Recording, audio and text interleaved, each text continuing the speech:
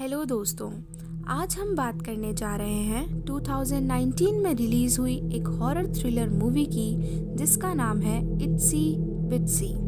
Guys, अगर movie की performance की बात करें तो इसे 4.9 आउट ऑफ 10 IMDb रेटिंग्स मिली हैं और 62% गूगल यूज़र ने इस मूवी को थम्स अप दिया है।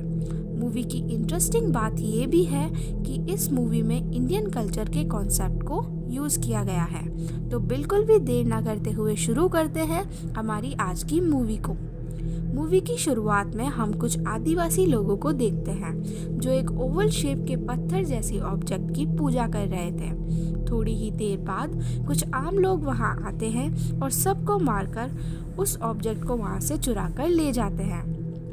पर इस समय उसी आदिवासी समुदाय की एक औरत मरने से पहले अपने बेटे को कहती है कि वो लोग उसे लेकर चले गए। असल में ये चोरी वॉल्टर नाम के एक आदमी ने कराई थी। इस चोरी को करने के लिए उसने अहिकाबा नाम के एक आदमी का यूज़ किया था। अहिकाबा ने वॉल्टर की मदद सिर्फ इसलिए की थी क्योंकि वो वॉल्टर की वाइफ को अपने पेरेंट्स के समान मानता था और उसके अकॉर्डिंग इसी आदिवासी समुदाय ने उसकी माँ की जान ली थी। अहिकाबा वो ओवल शेप्ड ऑब्जेक्ट वॉल्टर को देकर चला जाता है। उसके बाद हम कारा नाम की एक औरत को देखते हैं जो कि अपने बच्चों के साथ कार में कहीं जा रही थी। इन बच्चों के नाम थे जेसी एंड कैम्ब्रिया। रात में कारा वॉल्टर के घर पहुंचती है। वॉल्टर के बूढ़े होने के कारण कारा आज से एक लिविंग नर्स की जैसे उसके घर पर काम करने वाली थी। वॉल्टर की काफ़ी बड़ी प्रॉपर्टी होने के कारण उसके घर का एक पूरा हिस्सा कारा और उसके बच्चों को रहने के लिए दे दिया जाता है। उसके बाद वॉल्टर कारा को उसके घर की कुछ प्राचीन चीज़ें दिखाता है और ये दोनों बातें कर ही रहे थे कि तभी अहिकाबा काफ़ी गुस्से में घर में आता है और उस प्राचीन ऑब्जेक्ट पर थूक कर उसे ज़मीन पर पटक देता है।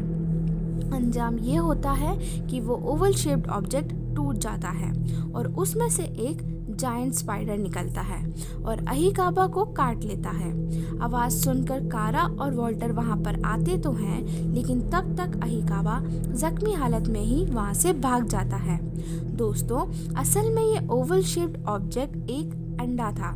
अहिकाबा अपनी कार में जा ही रहा था मगर उस स्पाइडर का जहर उसके शरीर में फैल जाता है जिससे उसकी कार में ही मौत हो जाती है और उसकी कार रोड साइड से उतरकर टकरा जाती है। रात को वॉल्टर एक किताब पढ़ रहा था जिसमें हम इंडियन गॉडेस महाकाली को देखते हैं। उस बुक में महाकाली और रक्त पूजा राक्षस के बारे में लिखा था। वॉल्टर ये बुक्स पढ़ रहा होता है जिससे उसे ये पता लगता है कि ये अंडा महाकाली का प्रतीक माना जाता है जिसमें एक स्पाइडर वास करता है। महाकाली का प्रतीक होने के कारण ही ये लोग इस अंडे को पूजते थे। अब हम कारा को देखते हैं जो कि कुछ डिप्रेशन की गोलियां खा रही थी। उसी वक्त हम बाथटब में उस जायंट स्पाइडर को भी देखते हैं मगर वह अभी कुछ नहीं करता।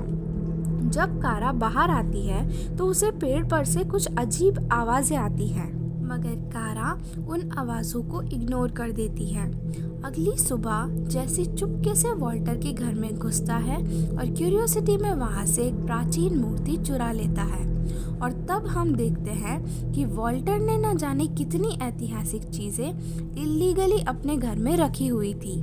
खैर, फिर जैसे ही अपने रूम में वापस आ जाता है, यहाँ बाहर रोड साइड में कारा को एक छोटा बच्चा दिखता है जिसे देखकर उसे अपने बेटे की याद आ जाती है जो कि एक कार एक्सीडेंट में मारा गया था और कारा उस एक्सीडेंट में बच गई थी और यही कारण था दोस्तों कारा की डिप्रेशन की गोलियों का। इधर घर में वो जायंट स्पाइडर भूखा था जिसके चलते वो कैम्ब्रिया की पालतू बिल्ली को खा जाता है और रात में कैम्ब्रिया के कमरे में चला जाता है जिसे देख वो डर जाती है और ज़ोर ज़ोर से चिल्लाने लगती है। जैसी उसकी आवाज़ सुनकर कमरे में आता है और कमरे में से एक छोटी सी मकड़ी निकलती है जिसे जैसी जान से मार देता है। उस स्पाइडर को देखकर कैम्ब्रिया कंफ्यूज हो जाती है क्योंकि उसने तो बड़ा स्पाइडर देखा था, मगर वो इसे अपना वहम समझ लेती है। रात में कैम्ब्रिया जैसी को वो मूर्ति वॉल्टर को वापस करने को कहती है। दोस्तों, ये स्पाइडर अब पूरे घर में घूम रहा था, मगर अभी उसने कोई खास नुकसान नहीं किया था एक्सेप्ट कैम्ब्रिया की बिल्ली को खाने के। अब हम फिर से कैरा को देखते हैं जो कि एक कॉफ़ी शॉप में बैठी थी, जहां उसे फिर से अटैक आता है जिसमें उसे फिर से अपने बच्चे की याद आती है। इस हालत में उसे देखकर शेरिफ वहां पर आ जाती है। दोस्तों, शेरिफ का मतलब यहाँ पर लेडी पुलिस है। शेरिफ उसे शांत कराती है और फिर वो कारा को कहती है कि मुझे वॉल्टर पर शक है। उस घर में वो कुछ तो इलीगल काम कर रहा है। अगर तुम्हें कुछ भी पता है तो तुम मुझे बता सकती हो। मगर कारा उसे कुछ नहीं बताती और इधर घर में जैसी को वॉल्टर उस अंडे के बारे में बताता है कि कैसे उन आदिवासी लोगों ने महाकाली को बच्चों के बलिदान दिए ताकि वो उन पे अपनी कृपा बनाए रखे। मगर ऐसा कुछ नहीं हुआ क्योंकि ये सब बातें झूठ थी। और उसके बाद वो इस अंडे को पूजने लगे और इसे देवी का प्रतीक मानने लगे। वो जैसी को ये भी बताता है कि ये अंडा उसने उन्हीं आदिवासियों से चुराया है। वॉल्टर ये मानता था कि इस अंडे का देवी से कोई भी ताल्लुक नहीं है, मतलब कि ये जो स्पाइडर है वो पुराने ज़माने में जो जायंट्स टोरेंटुला होते थे उनमें से एक था, जो कि इस अंडे में सरप्राइजिंगली अब तक जिंदा था। और जब अहीकाबा ने उस अंडे को तोड़ा तो ये जायंट स्पाइडर आज़ाद हो गया। इधर कैम्ब्रिया को ऊपर के फ्लोर से आवाज़ें आती है। वो समझती है कि शायद वहाँ उसकी मिसिंग बिल्ली होगी, लेकिन जब वो ऊपर जाती है तो वहाँ पर उसे एक जायंट स्पाइडर के अंडे दिखते हैं। फिर उसे ऊपर से कुछ आवाज़ें आती है। वो सीढ़ी से और ऊपर जाती है और ऊपर का दरवाज़ा हटाने की कोशिश करती है, मगर तभी वो जायंट स्पाइडर अचानक से दरवाजे पर आ जाता है, जिसके कारण डर से कैम्ब्रिया का पैर फिसल जाता है और वो गिर जाती है। उसकी आवाज़ सुनकर कारा और जैसी वहाँ पर आते हैं और उसे उसके कमरे में ले आते हैं। फिर हम उस मकड़ी को देखते हैं जो कि और भी बड़े साइज में आ चुकी थी। कैम्ब्रिया के गिरने की वजह से कारा जैसी पर काफ़ी गुस्सा होती है और कहती है मैंने तुम्हें सिर्फ एक काम दिया हुआ है, अपने छोटी बहन का ध्यान रखना, और तुम वो भी ठीक से नहीं कर पाए। दोस्तों, कारा के इतने गुस्से का कारण था डिप्रेशन की दवाई का ख़त्म हो जाना, जिससे कारा काफ़ी चिड़चिड़ी हो गई थी।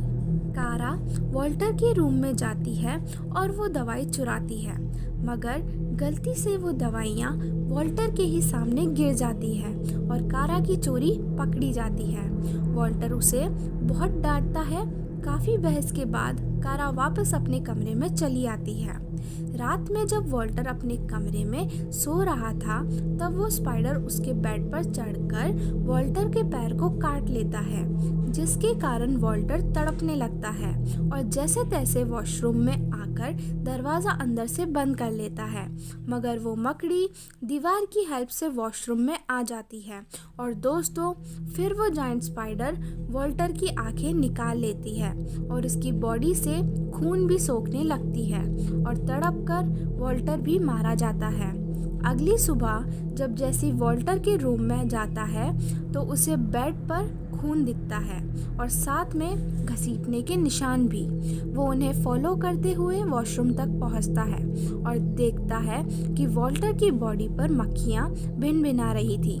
फिर तुरंत पुलिस को बुलाया जाता है और हम एक बार फिर उसी शेरिफ को देखते हैं जिसे हमने कॉफ़ी शॉप में देखा था। कारा उसे बताती है कि शायद ये अहीकाबा का काम है क्योंकि वो पहले भी यहाँ घुस आया था। पुलिस अहीकाबा को ढूंढती है, मगर जल्द ही उन्हें उसकी भी लाश रोड साइड में पड़ी हुई मिलती है। पुलिस को यकीन था कि यहाँ कुछ तो अजीब था। जैसी शेरिफ को कहता है कि ये सब उस स्पाइडर ने किया है क्योंकि वॉल्टर ने इस स्पाइडर के बारे में जैसी को बताया था, मगर शेरिफ उस पर यकीन नहीं करती है। जैसी रात में स्पाइडर के बारे में कारा को भी कहता है, मगर वो भी उसकी इस बात पर विश्वास नहीं करती है। लेकिन कैम्ब्रिया ये कहानी सुनकर डर जाती है और अपने कमरे में चली जाती है। मगर जैसे ही वो अपने कमरे में जाती है, वो जायंट स्पाइडर उस पर हमला कर देता है और उसे ऊपर की ओर ले जाता है। उसकी आवाज़ सुनकर जैसी की नींद खुलती है और वो अपनी माँ कारा के साथ ऊपर जाता है। वहाँ वो कैम्ब्रिया को ढूंढ लेते हैं।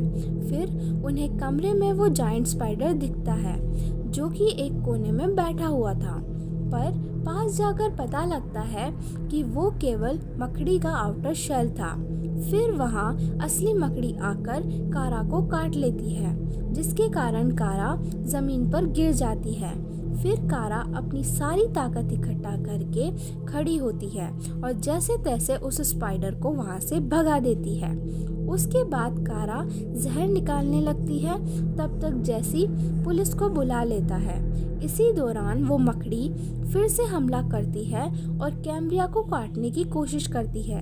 एक बार फिर कारा सारी ताकत को इस्तेमाल करती है और उस मकड़ी को पकड़कर उसके पैर उखाड़ देती है और उसे जमीन पर पटक कर उसके चीथड़े कर देती है और फाइनली मकड़ी मर जाती है।